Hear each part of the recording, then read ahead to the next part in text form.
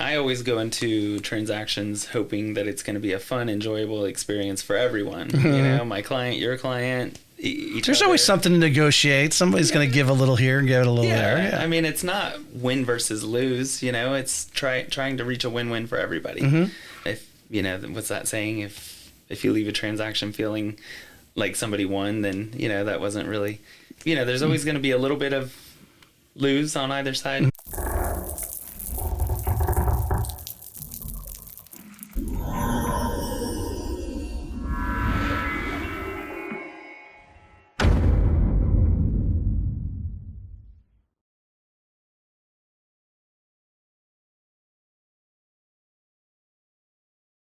Welcome back to the Real Estate Excellence Podcast. Today's guest continues to put up big numbers.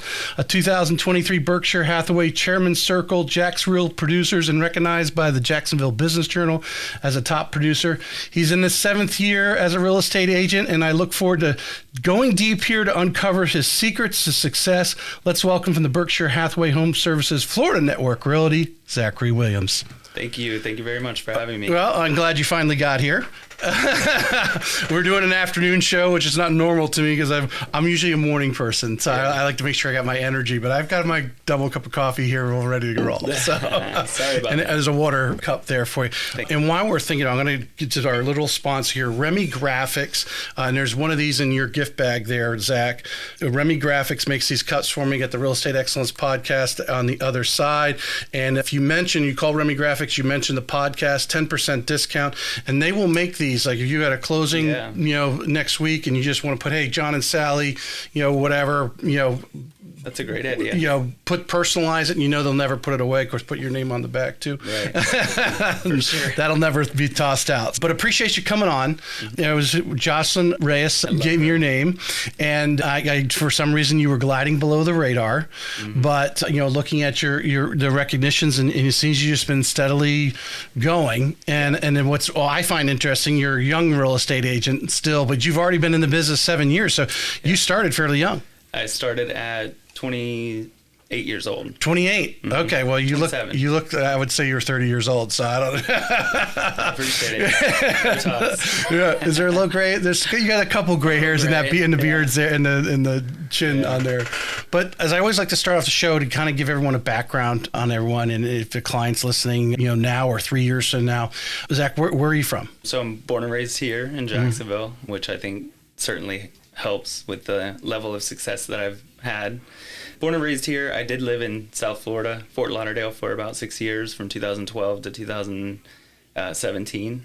And that's actually where I did all my real estate schooling. I went to Gold Coast down in Boca, with the intention of doing real estate down there. But I figured down there I'd basically be a minnow in an ocean of, like, you know, it's like sharks down there. Right. So I felt like it was going to be a smart move to come back home, right, where I have a really good sphere and like a network, a support system. So I came home and started, and I have to attribute a huge portion of my success to a really close friend of mine and mentor. Anybody who's been in the business for a long time will know his name, Josh Nugent, who was with Berkshire Hathaway. He's the reason that I came to that brokerage. Right. And just an amazing friend. I've known him since 2008 and he was gracious to take me under his wing, teach me everything, you know, put me on deals with him. And we worked alongside each other for about 3 years until, unfortunately, he passed away in January of 2020. So since then, I've obviously, you know, had to step up and be on my own. Right. And then you had the COVID years, which were insane, you know. Well, so tell me, what were you said you started when you were 28. I mean, you know, as a young Zackery, I mean, 18, 19, 20 years old, what did you envision yourself doing? Honestly, I always knew that I wanted to get into real estate. I just didn't want to start too young. I had my fun, you know, down in South Florida. I was a little wild child. I wanted to get that out of my system and have a good time. You know, I worked in the service industry, hospitality, which I think all that also really helps, you know, in this industry. So it was always something that I was interested in. Was there someone in the family what was it about real estate even at a young age that you had a curiosity about? I don't know that I necessarily knew I wanted to be a realtor, but I've always been fascinated by architecture, design, interior design, landscape design, just everything to do with homes, Right. has always been kind of fascinating to me. How is that? Because I find it interesting. That's why I always want to dig to what the pre-real estate years are about. Because a couple things, there's a handful of agents that have the same type of curiosity or knack for design. My wife can walk in a room and go, yeah, we need to paint it this, and everybody walks in and goes, oh wow, that just has that thing about it. Have you been able to take that, and when you're consulting with, like, say, especially the listings and so forth, or even the buyers, and even say, hey, you know what you could do with this? How is that curiosity and just your natural, I don't know, it's just a knack that you have for it? I think it's been very helpful because not everybody has that ability. Right. Sometimes they walk in and they can't even look past the stuff that's in the house, let alone try to envision what they might do with the space. Right. So will my couch fit here? Will my king size bed fit in the master bedroom? Yeah, they're big enough. I mean, obviously you need to know those things, but yeah, I think it's very helpful to be able to envision, because you can try to kind of help your client also see the potential in a space.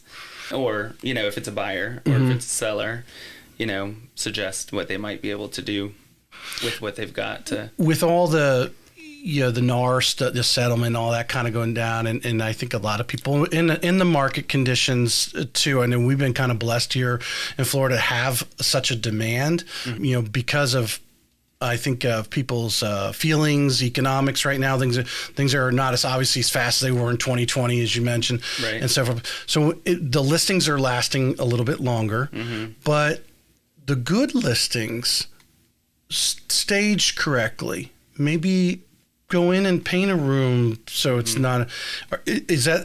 Are you finding that really helps move a property faster? What are some of the things that you advise on when advising from the listing side? I'm definitely encouraging sellers now. Before you could throw up anything and people were fighting over it. Right. We're not in that market anymore. So it's time to bring sellers to reality. And more, buyers are now having to deal with these ridiculous interest. Well, historically, they're not that high. But, with the price of property, yeah, the home values have gone up, interest rates have gone up, the price of everything has gone up.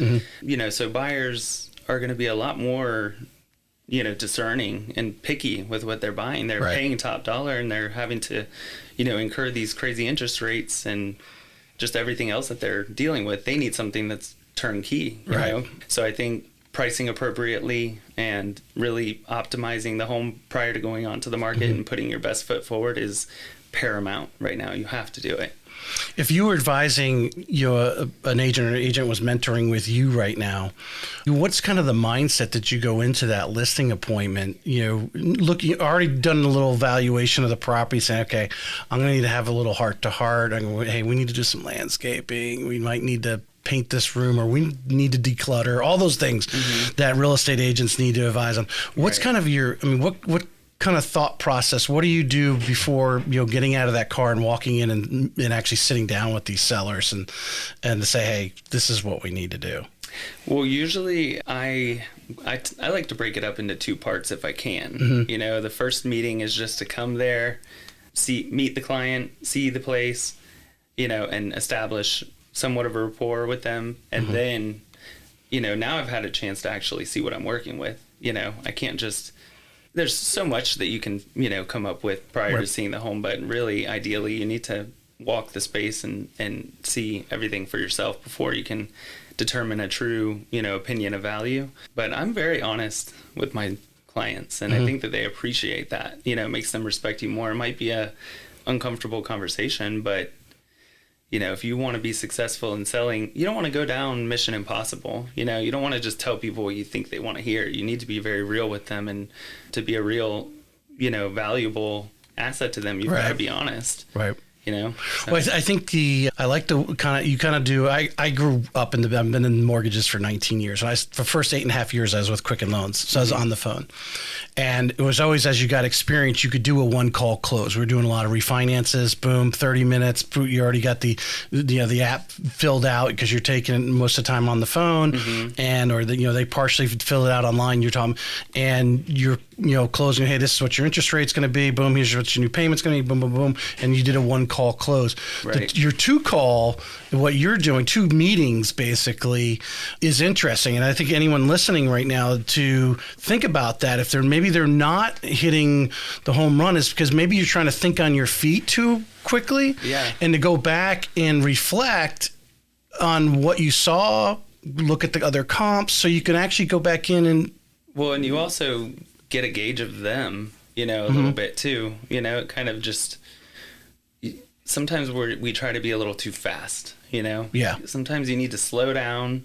Obviously, if you're in a situation where it's a competitive listing and like they may be meeting with other people, you don't want to draw that out too long. You want to try to secure that opportunity as quickly as you can. But if you have, if you're able to, I think it's best to go, take the time to meet with them, see the space, gather information, then go and really make an informed decision and provide them, with that. Well, I think your credibility goes up higher because they think that the perception is you took some time to actually think about, which I have seen, I have heard.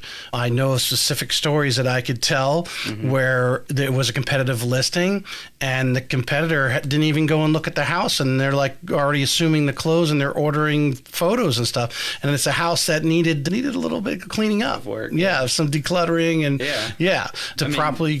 Some people might be going off the old listing or something, but we don't know what it currently looks like if they've, so you've got to go and really see.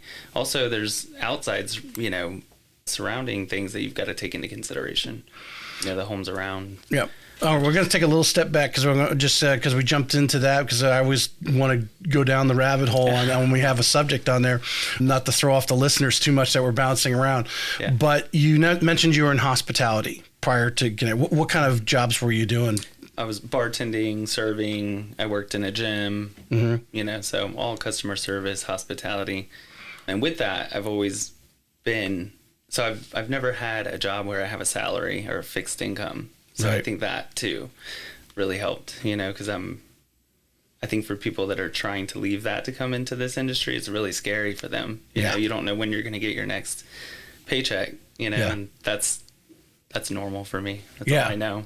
Well, I don't know what I was listening to. Her name's Kim Perrell. She's on LinkedIn all the time. I suggest anyone follow her. She's an entrepreneur, and I was listening to her book on the way in. Her her first book. I'm listening to it in reverse order, and she was talking about she had her 2 parents. Her mom had that secure job, right? But dad was always the entrepreneur, and she said there was times where things were great and things, and he was just this visionary and came up with these things. And she was telling the story about I think they were from Oregon, and it was really cold and they didn't have the heat on. They were basically trying to survive by the fireplace. Oh God. And how she basically got to a point where she went down and she looked for her dad, found her dad in the garage working on something. And of course he had 3 coats on too, type of thing. But well, that's perfect though to have.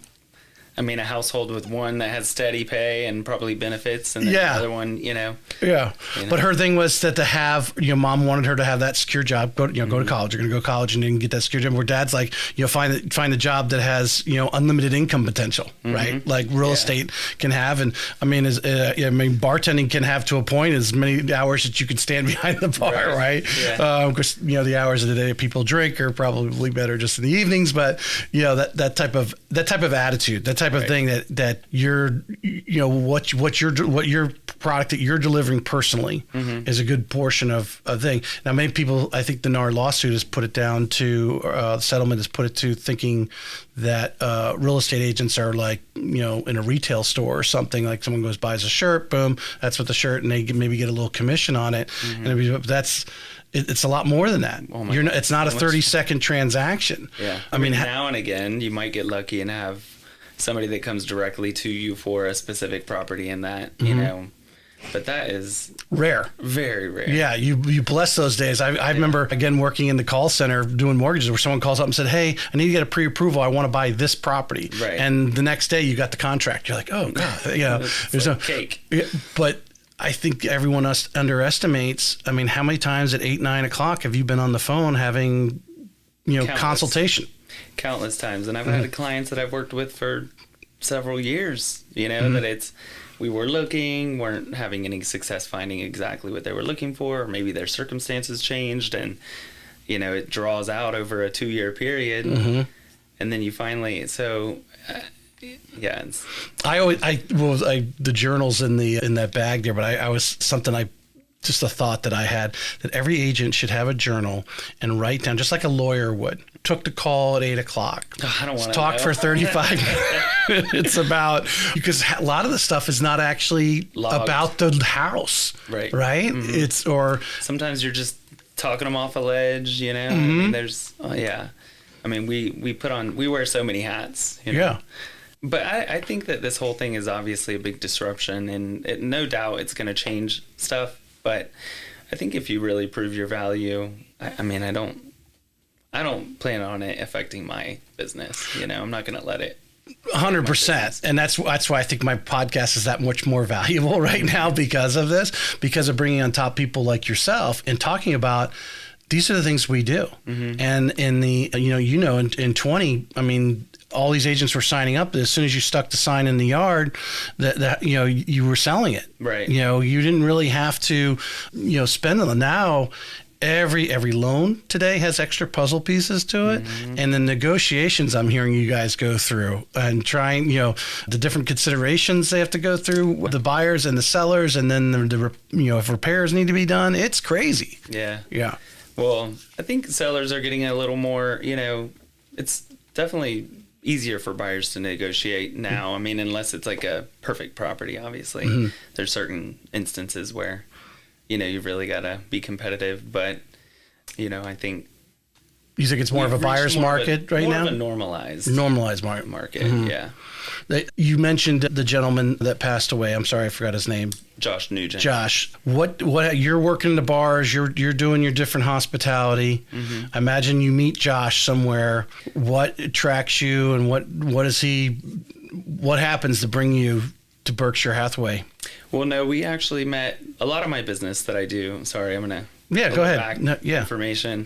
The Peninsula, it's a high-rise condo building on the south bank of the St. Johns River in San Marco. Okay. That's where I do majority of my business. I actually lived in that building for 3 years. Back when it was first constructed, I was renting before moving to South Florida.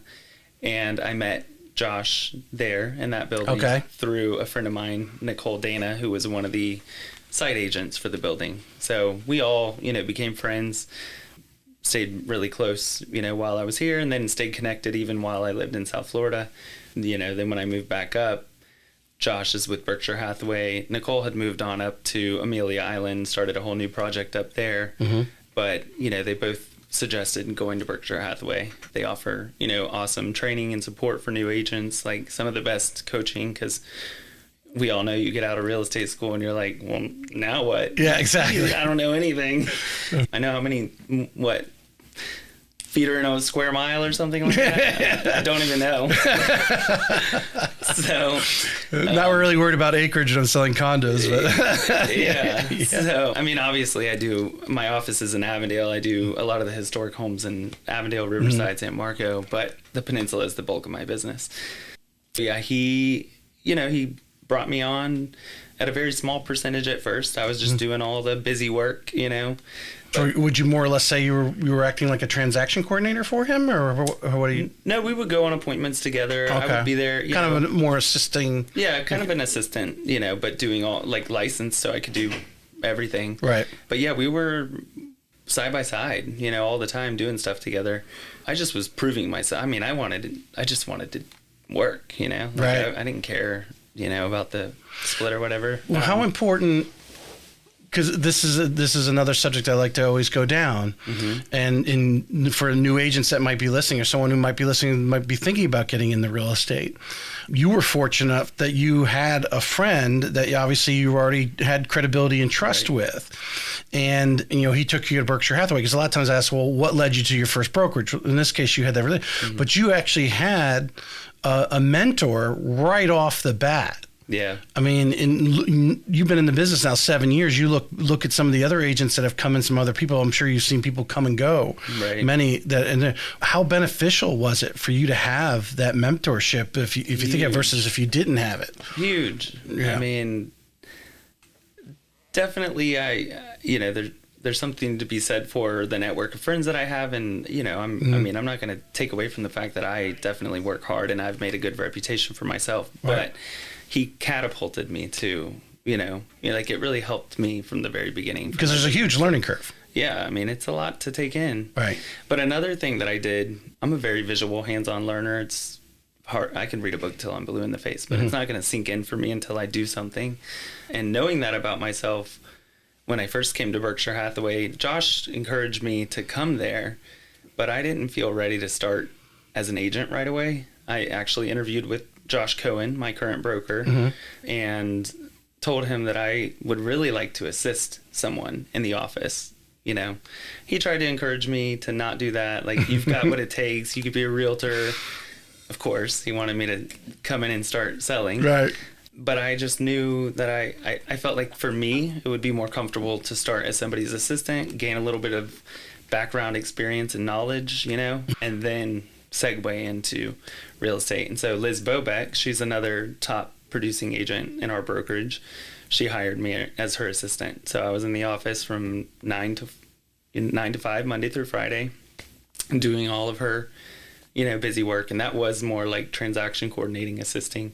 And we don't want to underestimate. We say busy work, but you don't want to. These are vital things that need to be done. Yeah. Not the things you want to do, but the things that really you're going to be doing. Well, there are people that really like doing that.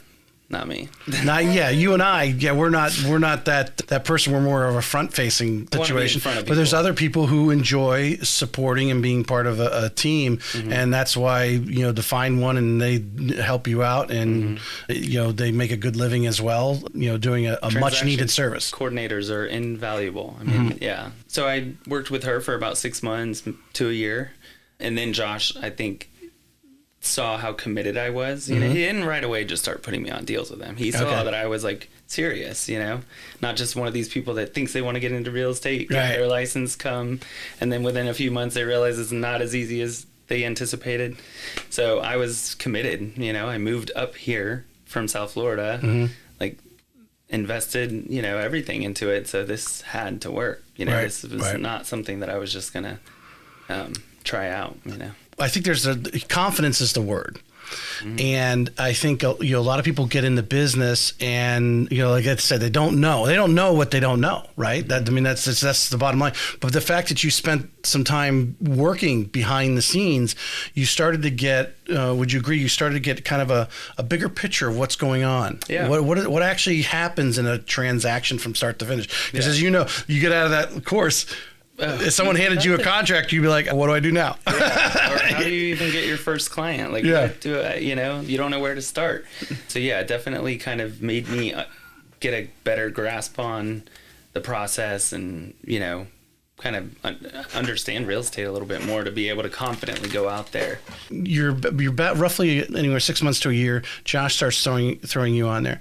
What are some of the things maybe that he directly said, hey, you need to know this, or you just saw him doing that you're like, oh wow, I didn't know, some of the things that he did in his business to be successful that maybe you kind of molded into yourself? I mean, he was very direct with people, Was he from New York? No, no, but very direct. And I realized that people kind of respected that, he was to the point, direct, honest, didn't try to wasn't meek or shy about what he needed to say, he just gave it to people straight. And I think that, I noticed that people took well to that. So. Was it how, because I think there is a way to be direct, and obviously is, having, obviously if you've got, you hang out with Shonda Caponero and so forth and her success and the others that we talked about, Melissa Ricks and that sort of thing, they have all this success behind them that, so they can go into a room and walk into a listing, they're nice ladies and everything like that, and then turn around and say, we need to declutter this. You need to get your stuff out of here, right? Yeah. But do it in a way because they already have this track record. Right. Was his confidence or directness accepted because more of that, or? Oh yeah, I think for sure. He's you wouldn't want to be some brand new agent just coming out here all arrogant. There's certainly a way to deliver the message. You want to be tactful. Right. But I just think that noticing how real and direct with the people he was, right. kind of just made things a little more natural and not as intimidating for me. You just got to be real. Yeah.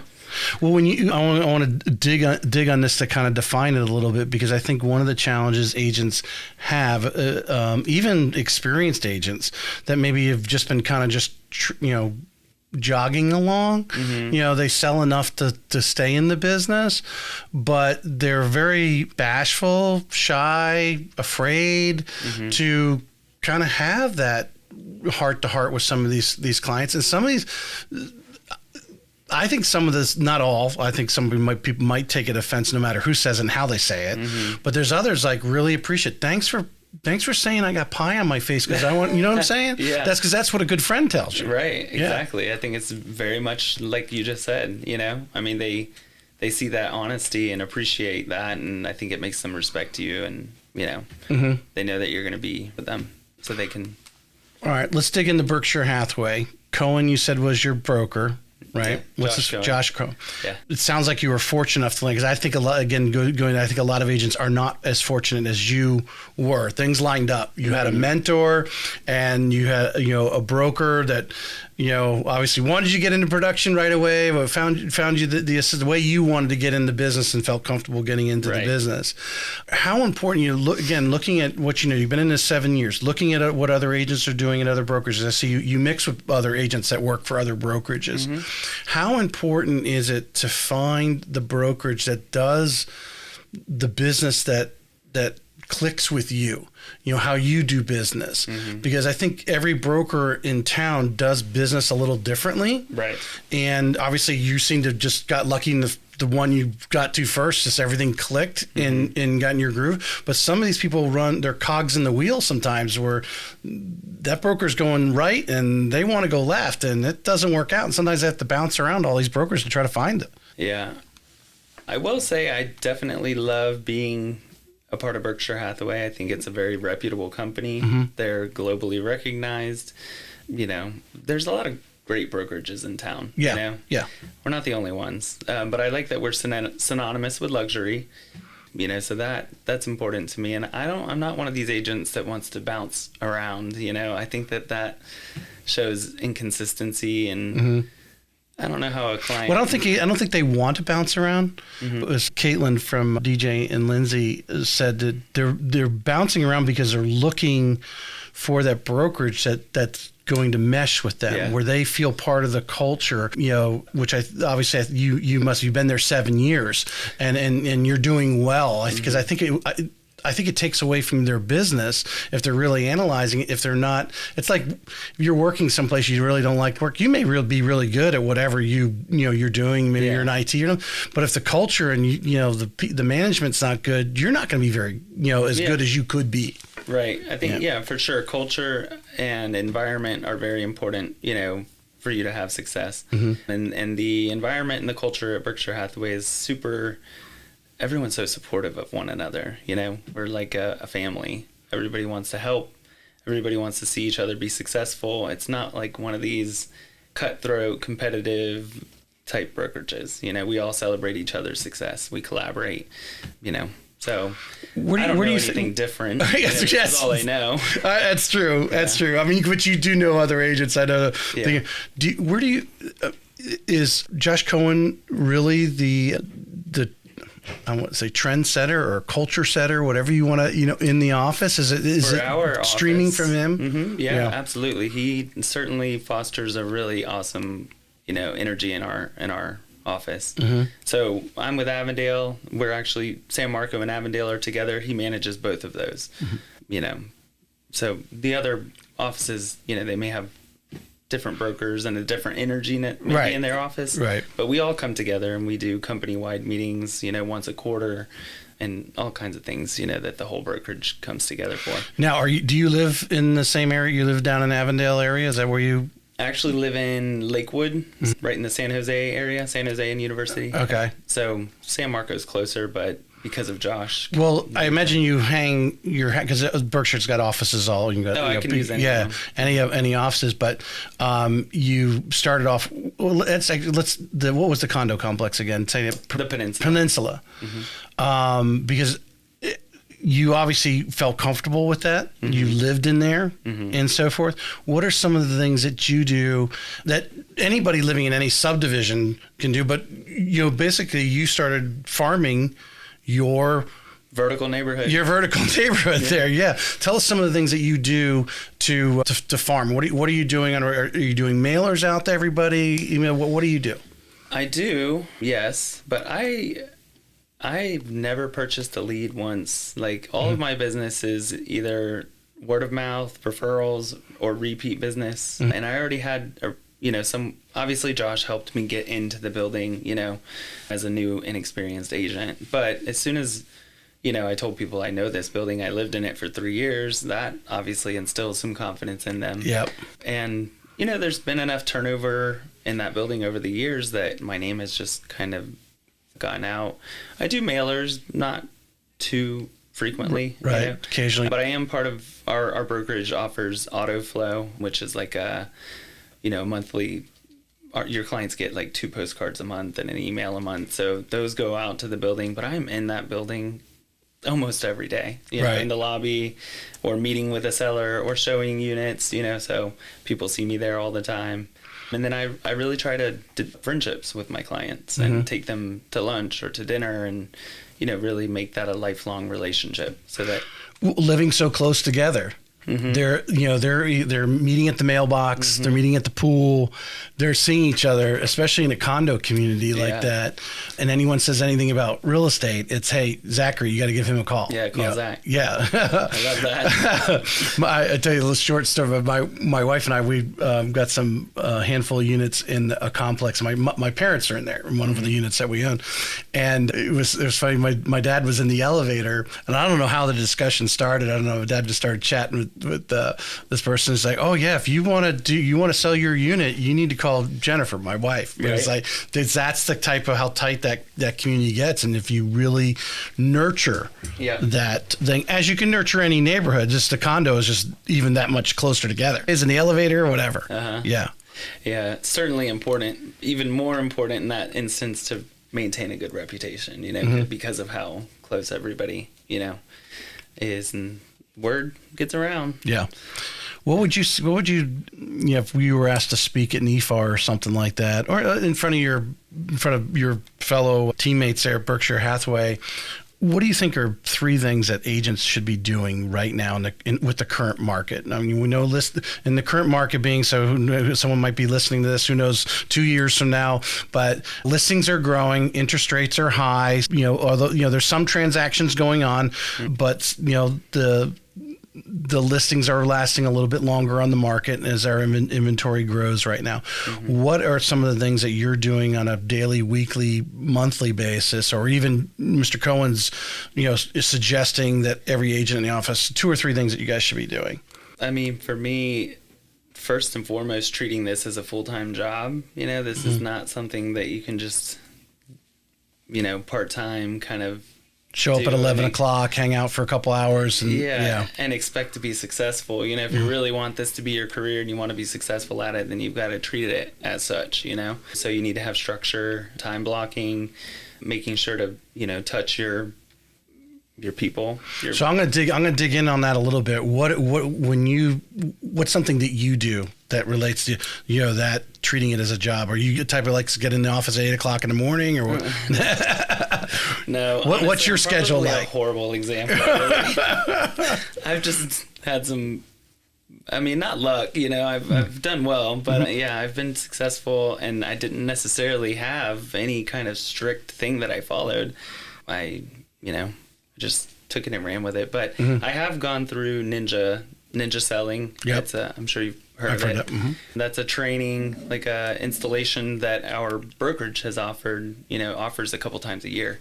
And I've done it twice now. And one of the most important, like one of my favorite takeaways from it is like the morning routine, really starting out your day on a positive note, taking some time to, go through your gratitudes, 3 different gratitudes a day, writing your affirmations every day, reading or listening to something positive or motivating for about 15 minutes in the morning, and then writing 2 personal note cards to clients or colleagues, friends, family, it doesn't matter, but, taking the time to write those 2 personal notes.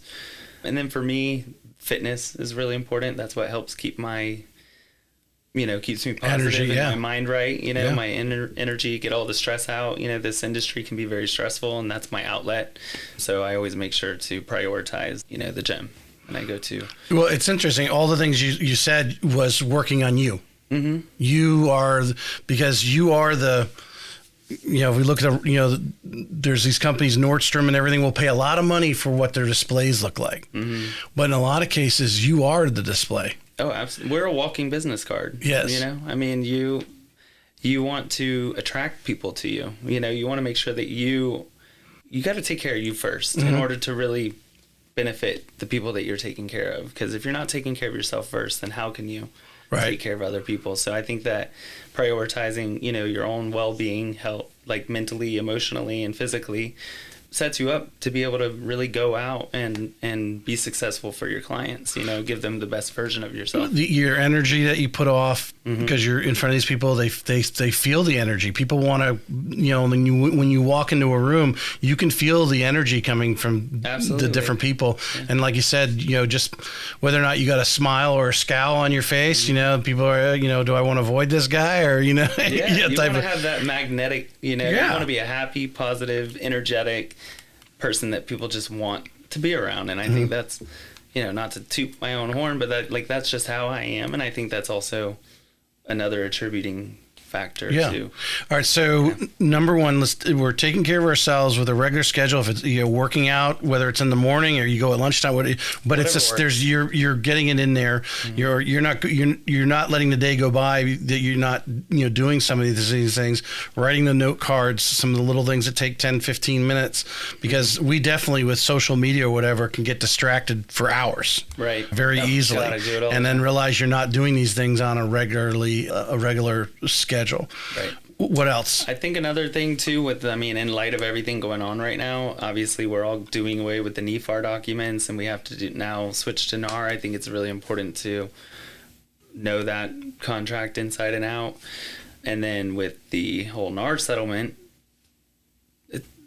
don't perpetuate the negative media about it. You know what I mean? They're getting clicks. That's all they're after, the clicks.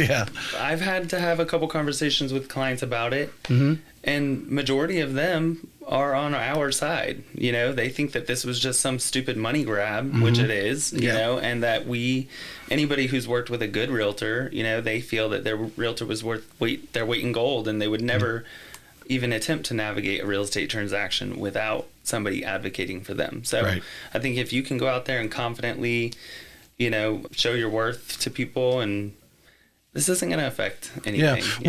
Would you suggest, because I know there's a lot of people out there, agents wise, because it's just natural statistics, that are still dwelling in the negative. Obviously, some people have already rolled out, right? They've already checked out because they just took the negative route. But, the fact that your office is very supportive, that you need to get around like-minded people like yourself so you can talk about it. So when you do get in front of that client that asks you about it, which sometimes clients just ask you about it because they're just going to see what you say. Well, and I tend to lose thoughts. So we actually talked about it this morning in our sales meeting. And if somebody asks you, or they say, so I've heard about this NAR settlement, rather than immediately going into your dialogue about it, which is probably going to come off a little defensive. Right. oh, really? I'm glad you brought that up. What have you heard?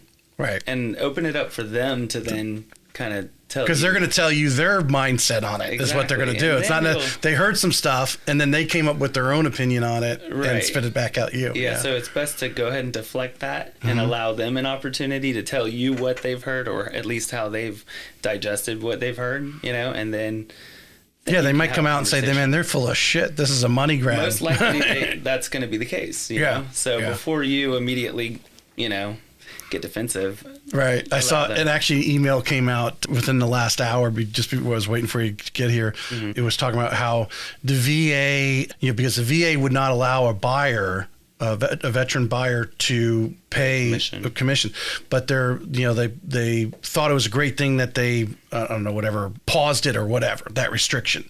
Like, that's not a positive thing.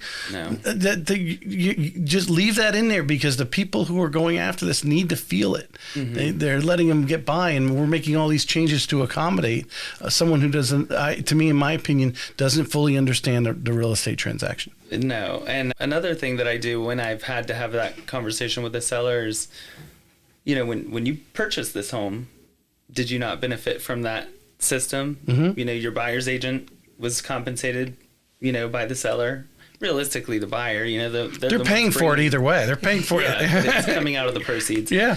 Coming out of the purchase price. I look at it as if you came to me and you weren't represented, you could say, well, since you're not having to pay an agent because I don't have an agent, you'd ask for a discount. Right. Drop the price 3%. Right. But we're not getting low appraisals right now. I mean, so to have it's built in the price. Yeah. If it ain't broke, don't fix it. I don't know why they had to do this. Exactly. It's so frustrating. I'm so with you.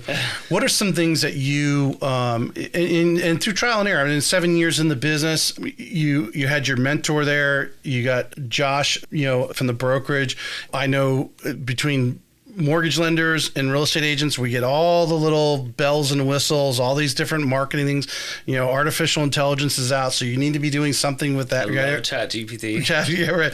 What are some things that you've done, whether it's physically? I imagine you do things at Peninsula at the condo unit, but that you do it almost as a routine. It's just part of, because I think the marketing part of real estate, a lot of it is the routines, whether you're showing up at a social or you have a customer appreciation at the Peninsula or happy hour and you go down and buy the first round or whatever.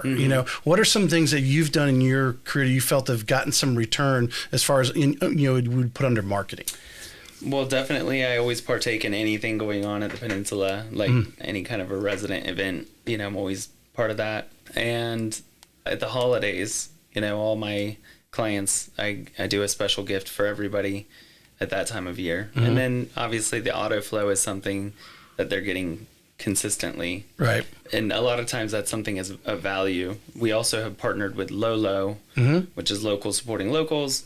So monthly my clients are getting something for their general area. So if like somebody lives in San Marco, free ice cream at Dreamette, San Marco, compliments of me.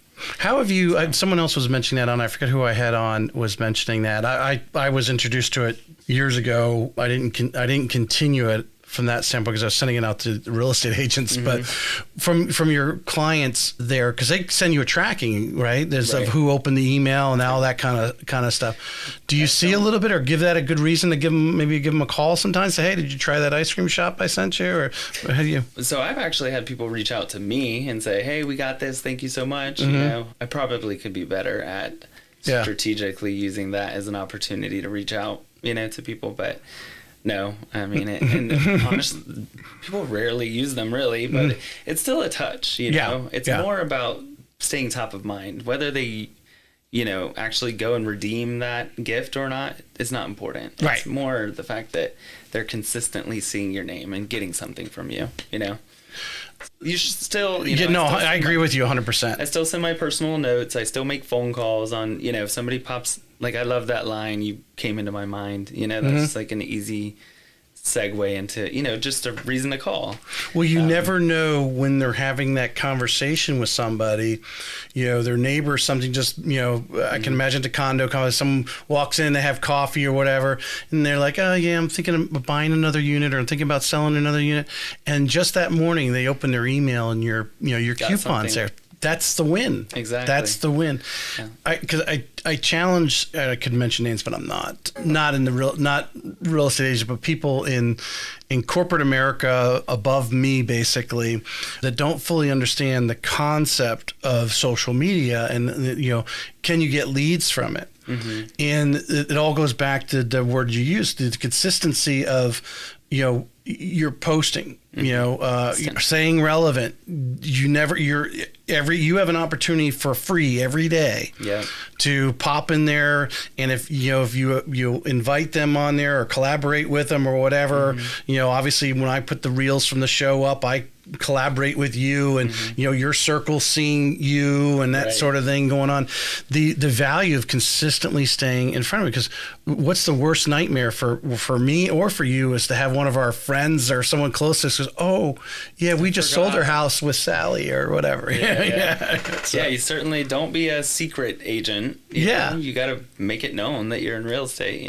I went through a period of time where I wasn't posting very much because I felt like I was spamming my friends, constantly, just closed, just listed, it definitely can at times, especially if you're really busy, you're posting a lot. Right. And I didn't want people to get annoyed by that. But finally I was like, the people that love me and support me and want me to do well are going to see your success and appreciate that and be proud. Yep. And they're going to support you, so don't worry about that. 100%. I do think it can get overwhelming when that's all it is. Yeah. You had some pictures on your Facebook of you out with some other real estate agents just having a good time. Mm-hmm. And to me that's perfect. You're collaborating with your peers. Mm-hmm. You're out there, you're doing the business, and people are seeing that. Mm-hmm. And obviously seeing that, all those ladies that were around you are big producers, right? And you're hanging with them, and we make up the 5 people we supposedly hang out with, right? Definitely. That you're a mover and groover in Jacksonville real estate. Yeah, and you want to be, you got to be connected with other agents, whether they're with your brokerage or not. I think it's very important to have those connections. You never know when you guys might need each other, or a deal could be even worked out potentially off market. It's so important to be well plugged in. A very good point. I don't have it on my list of questions, but it's something I always like to talk about, because I don't think there's a good core of agents that aren't. It's not necessarily you got to go to every happy hour, but it could be whether it's not taking the class virtually, but actually going down the NEFAR, or the lunch and learns that lenders and other vendors put on, right? And going into the office, or obviously there's some title companies that have some neutral territory where you run into other people from other brokerages. I mean, just tip a little your advice and just expand on what you just said. The importance of like having the happy hour with the ladies. And I'm sure there was some shop talk. No. I'm sure it was like, oh my God, I had this deal and this is what happened. Yeah. And you can only do so many real estate transactions, right? But everyone's different. Right? They're all, you learn something every time, I never think that I know it all. I'm always open to learning, and it's times like those happy hours where, you're sharing ideas with each other, and it's just nice to have those connections with people. Number one, we understand each other's lives, like what we're all going through. Yeah. So. Well, like-minded. Yeah. And you get energy out of it because you have like-minded, and I know those are all very positive, successful ladies that you were hanging out with there. Yeah. But also to know that you can, pick up the phone. They work with a different broker. Say, man, I've got this deal going on. Man, what would you suggest I do to kind of get another angle on it? But like you said, you never know who's going to be on the other side of that next transaction. And if it's a tough negotiation, having confidence of who's on the other end. I mean, it's important to be like, well liked in the industry. You never know. You could be in a competitive situation with a buyer, and the agent on the other side knows you, likes you, trusts you. I mean, that can certainly help, The word that's often brought up is collaboration. And again, referring to the group you were hanging out with, I know they collaborate because they're all from different brokerages. Right. On to understand, because I'm sure you've done enough business that you've had some combative agents on the other end of a deal. Oh my God. And where they lose track of the fact, okay, we have a house, we have a seller who wants to sell it, and we have a buyer who wants to buy it. Our job is to facilitate that. Yes, dig the trench so the water can run here between it. Yeah. And how many can be combative that way, or think there's some sort of competition going on. Mm-hmm. I mean, how do you I know you've dealt with this, so how do you handle that other agent on the other? I've certainly encountered it. I always go into transactions hoping that it's going to be a fun, enjoyable experience for everyone. Mm-hmm. My client, your client. There's always something to negotiate. Somebody's going to give a little here and give it a little there. Yeah. I mean, it's not win versus lose. It's trying to reach a win-win for everybody. Mm-hmm. If what's that saying? If you leave a transaction feeling like somebody won, then that wasn't really. There's always going to be a little bit of lose on either side. Mm-hmm. But anyway, I always try to go into it very collaborative and with a positive energy towards mm-hmm. the other agent. But unfortunately, there have been times where I've encountered somebody who didn't, who was a little combative, and I kind of just. I mean, you have to get a little stern mm-hmm. sometimes, unfortunately, but I let them know, listen, we're going to have to work with each other here. Yeah. We're working for our client's best interest, and you and I not getting along with one another is not in our wasting client's time. Best interest. Yeah. It's wasting. So let's put our own egos to the side. Yeah. And work for our client's best interest. It's because it's really not any money out of your pocket. I mean, it could be a couple dollars difference in a commission off a $600,000 home. I mean, mm-hmm. it's not even measurable what the difference is. Some negotiation over some small repair. Yeah. I think it was Kim Knapp who said when she was on the show, if the repair is less than $1,000, I'm going back and say, you really going to walk away from this for $1,000? Because sometimes these agents want to get fired up over some nickels and dimes. Oh yeah. No, I mean, obviously I try to always get all parties to come to an agreement on things, mm-hmm. but there've been times where I've kicked in my own commission to keep a deal moving forward. Obviously, mm-hmm. That's last resort, but right. I'm not going to let a deal fall apart over right. a home warranty or, a small credit or something, so yeah. Sometimes we got to look at the bigger picture, something's better than nothing. Someone has to be the adult in the room. Right? Yeah. If we're all losing sight of the whole, right. Over something small, then it is still a house. And unless it's something that's catastrophic to, serious mold where someone could get sick or something right. structural, most of the stuff can be fixed for, a reasonable thing. What are you, some, look back over your 7 years. I mean, if we want to just, even at the beginning, what are some of the challenges that you ran into, and then, how did you overcome even yourself? I mean, I know some people have personality things when they meet people or whatever, or like you said, you were a little nervous coming on my podcast today, but hopefully you're over that now.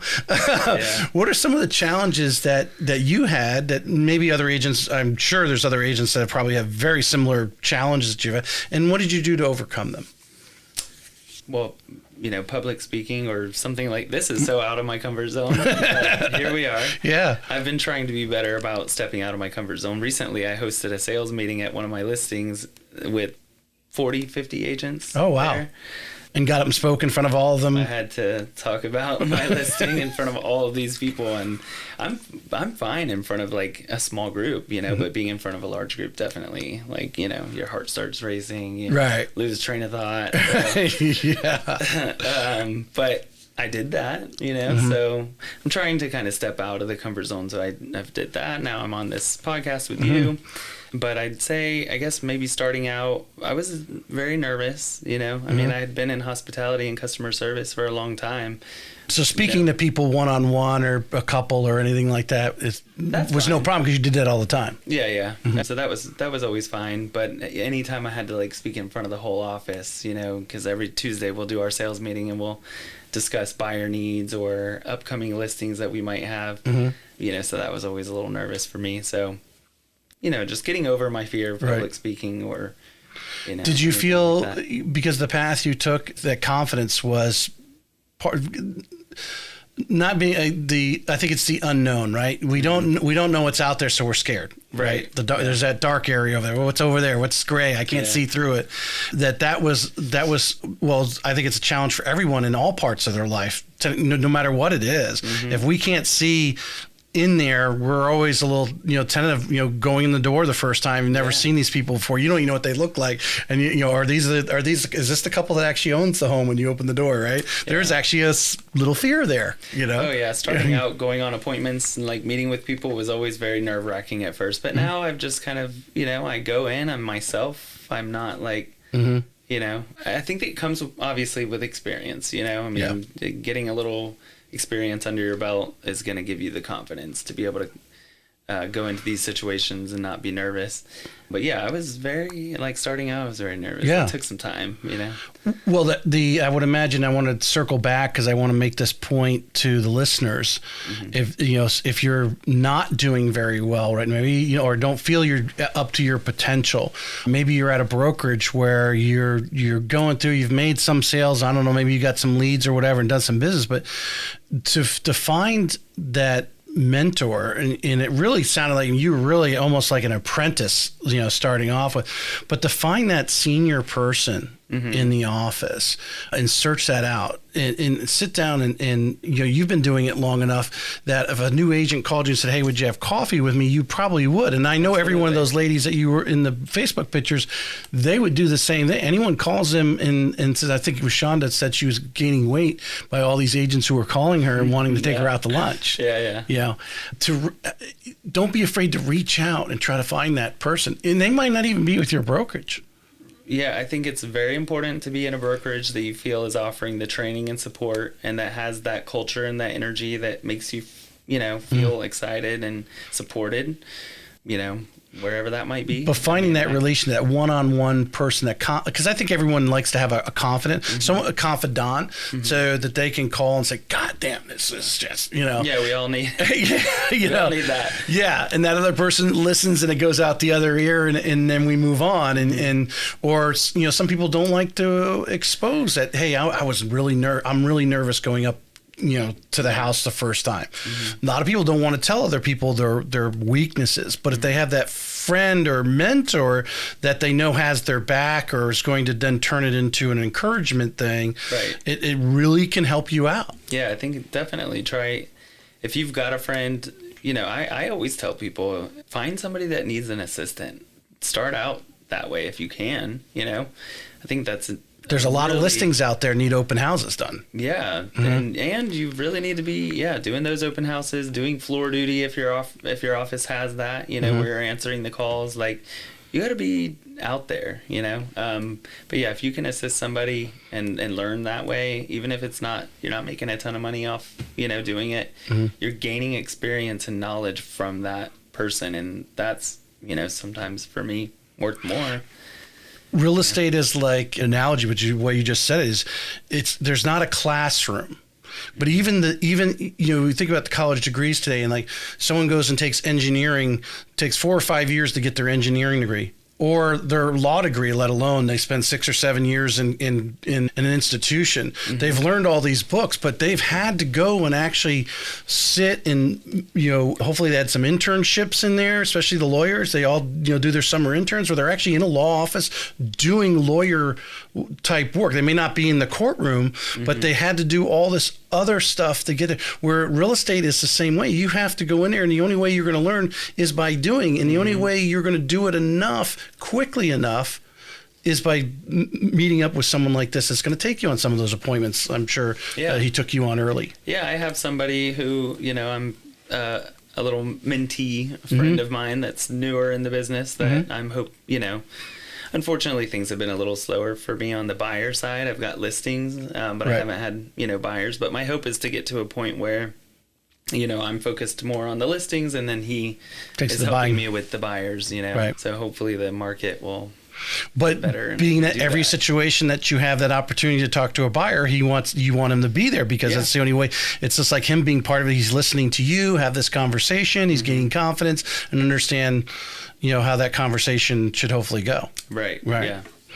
I want to, I want to pay that forward because, I was fortunate to have that done for me. I'm happy to do it. And I think a lot of agents out there would be happy to do it. So if you're new in the business, don't be afraid, to ask for help. Well, I had on the last episode, I had Gia Arvin. She's the president of Florida Realtor right now. She's been in the business 20 years. And she started off because her mom had the brokerage. Her mom's passed away. She's taken over the brokerage out where they're at over there in Gainesville. But she said our business, because of the way it's done, really should be not necessarily like an appraisal, but if someone wants to go out and be an appraiser, they can have all these hours of apprenticeship that they have to do. Where a real estate agent literally can get their license and as fast as they can get a sign made, stick it in the yard, and they're selling the next day. Yeah. But having, this is your episode 206, 190 some top agents going on. Many of the ones that got off to a really good, solid start all had that mentor, that senior person, whether it was the broker themselves or in this case, a friend for you that was in the brokerage that you could tag on and rely on and make those phone calls. And because I'm sure there's many times, every agent's thought of quitting at some time or another. They're like, is this right for me? Yeah. We've all done that. That's a true test, right? You have a closing and you're like, I think I can do it. Yeah. Yeah. But having that mentorship, and I think not enough agents realize, and it's not only in the real estate business, but there's so many good agents, and you've obviously surrounded yourself by some top ones that just reach out and ask. Never be too... Never, we all need help sometimes. We all have questions. I call Shonda, and ask for her opinion on things all the time. So we're all... Well, you all were there at one point or another. You all just got your license, got that little piece of paper that said you passed, and then you're like, what's on the back? What's next, right? And so everyone's been there, and we laugh about it, and you look at these agents and you think, oh, they're just too busy for you. But I have found all of the top agents will find time to have a conversation with you, whether it's on the phone, Zoom, or have a cup of coffee with another agent. Because would you agree? I think this NAR settlement has shown a little bit of, and it's some of it's because of the agent's faults, but there's this disrespect, to label, to use the analogy, the a used car salesperson, and that's because there's some good used cars people, right? We just set a stereotypical, right? Whoever created that stereotype of a used car salesperson, but that the industry's had that because there've been agents who just aren't doing it ethically, professionally, and so forth, and that the more agents who bond together to bring the level of some of these agents that this is how it's done professionally is only going to raise the bar for the industry. Certainly, yeah, absolutely. Unfortunately, there are those, fly-by-night people that don't, they just don't have the ethical, values. Right. But yeah, I think, I always want to be a good example, for people, and that's... Yeah, you're the last real estate agent they touch. They want to, you don't want them to forget you, but you don't want to say it was a bad transaction either, or, oh my God, that guy got paid a lot of money. He didn't do squat for us. I mean, I've had agents come on and say they got into real estate because of the way the real estate agent was so bad that they had. I think it was John with Momentum Realty, Brooks. Yeah, he said he had a really bad transaction with an agent. He said, I got to get into this business. If it's this easy, yeah, unfortunately. Because I can do it better. They make a bad name, some of these people out here. So yeah, it's nice to join forces with other really, reputable agents that, that do a good, do good by their clients. Right. Zackery, is there anything you want to add here to any story you want to share with us, a success story recently that you had, maybe a tough transaction here as we finish up? Tell us a little about you and your superpowers. Well, I mean, I don't know. I'm putting you on the spot with that one. I understand. I always just feel like I've been very fortunate to be successful. And, of course, it's the relationship. I'm a relationship builder, and that's huge in this business. But I will... Well, talk directly, if you want to give your 90-second elevator speech, what the type of agent that you are and why clients, you've been successful because clients are attracted to you. They're either using you again or referring you to people.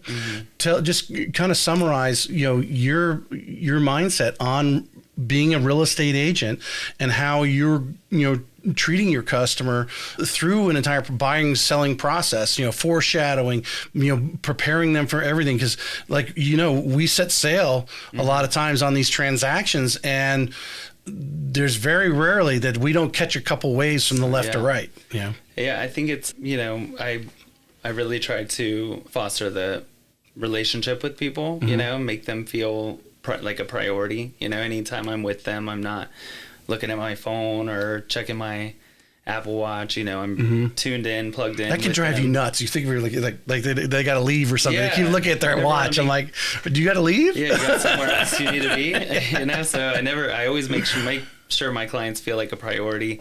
I'm also never, I've been successful and I've been very responsible with my finances. So I am never pressed, or you know what I mean? Yeah. I feel like people can sense when you're like commission breath. When's this going to close? Because I need to pay my mortgage. So my priority is always them and their comfort level, and making sure, that they are making the decision that's best for them. I'm never trying to hurry us to the closing table or trying to get a sale, Right. I'm just. How important is it when you say building the relationship? Because it's a broad word, so we'll break it down a little bit. To get to know these clients, where they've got a family, they got a dog, they got a cat. I mean, these are important things because you're putting them in a home, and that's where everyone's going to go. Yeah. How important is it to kind of dig a little bit in a casual, polite way as you're building these, to get to know some of those little things? It may not actually affect the transaction in the grand scheme of things, but it's important that you actually spend some time to know these things. People love when they can tell that you care, that you pay attention, that you pick up on the things that they're saying or the things that are important to them. And that's easy to pick up on if you're really paying attention, to them. I don't go into a home and try to sell the home to them. I go in and I watch them, observe the things that excite them about the house, the things, that they love, because then I can kind of keep that in the back of my mind. And when I feel like we've found the one that, you can tell that they've been the most excited about, you can touch on all these things. And, I just feel like they know that you've been paying attention, that you care. Because you're paying attention. And then the reason you're in that house is because you paid attention to the previous conversation of all the things they want, needed, and had, and then looking at what was available, you're like, let's go see this house, because I think based on what you've told me and all the things you want, this house may be a close fit for you. Right. Versus rushing it, not paying attention, and just showing them house because they said they wanted to live in Nocatee, when really they found out they really don't want to live in Nocatee, for example, or downtown, or whatever. Because I think I've had many over the years, I don't want to live in a CDD. Well, then they went around and looked at the communities in St. Johns County and realized, if you want to live in the community that has all the amenities, that the reason why you want to live there is because they're CDDs. Right. So you've got to listen and not necessarily close things out, but understand, because you're taking the time. Yeah, and sometimes read between the lines, and now more important than ever, you have to have these buyer consults. You can't just. Before we could, somebody'd call, they want to see a house, you'd hop in the car and go show it to them, and then hope that, by a conversation would lead from there. Then we would start working together. But now we're moving towards having to have buyer representation agreements. They're going to be, I think they may become, and especially if you care about making sure that you're going to get compensated, you're going to want to make sure that you have that. So but it's going to make you a better agent, is what taking the time to sit down with a client and have a buyer consult with them, explaining the process of, buying a home, especially if it's their first time, and then kind of establishing some ground rules and going over the compensation and making sure that they understand, that obviously we're going to first seek that compensation from the seller, but there may be an instance, where you're interested in a home that's not offering compensation. Do you like having these conversations face to face, or always? You just go with the flow, or you actually encourage a face to face? Sometimes obviously you can't have one. Maybe they're out of town, or that type of thing. But every circumstance is different. But if I can get face to face with somebody, I'd much prefer that. Sometimes it's a phone call, sometimes it's virtual. But yeah, I like to be face to face. Yeah. Because I think when it comes to building a relationship, even as a Zoom call would be the second thing, because obviously, with social media, we've learned that people don't differentiate from looking at a screen versus, like us face to face here.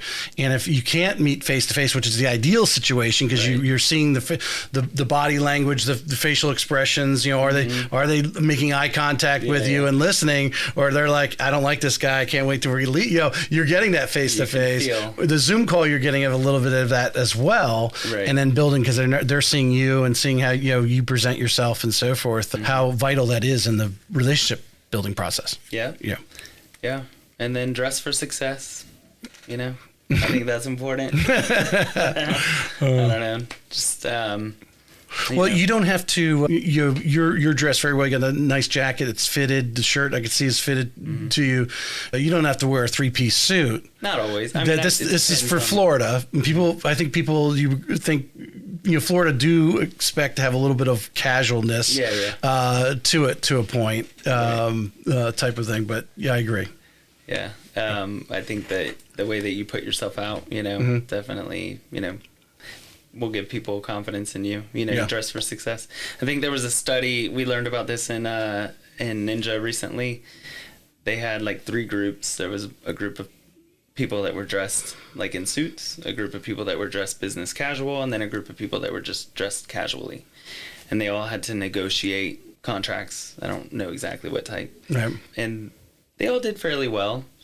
But the group that did the best were the ones in suits, second best business casual, and then third best was the casual, and this was all done over the phone. Interesting. So that just goes to show that it's not even necessarily, it's more about you feeling confident, because you're. Well, I've heard that from because obviously I started in a call center, and we used to wear shirt and tie, and it got casual as the years went on. We still wore slacks and everything, right? Even though today they may even I think if I was doing it today from a call center, I may actually, in knowing and listening to you guys, the agents, I would probably do a Zoom type call with them, because I think that is where the connection is made when they see you a real person. Because I often felt in the call center, we used to get some, you would laugh when you saw us. It wasn't regularly, but it would be a joke. We'd send around the pictures of some of these appraisals of the houses these people thought we were going to finance. There were, some crazy stuff out in the middle of Arizona, was this little dome that was someone used 30 years ago. The grass was growing up or whatever. I remember I had one in Alaska where it was like they didn't have any internal plumbing, and the house was no one could live there. It was not a livable house. They were wanting to buy these and turn these into or refinance them, because maybe someone passed on this property to them and they're like, hey, I want to refinance the property, when really the value was just the land it was on. But I don't know if they thought because we were an online lender they could get away with that. We wouldn't actually send an appraiser out who would take pictures and send back to us, and we would look at but that would be the thing. But we often talked about I remember when I first started, we definitely wore shirts and ties and dress shoes and so forth, going in off, even though we were a call center, and the only other people was our coworkers that were seeing us. The clients never saw us. We never were at a closing. That wasn't part of the deal. I just think it's important. It is,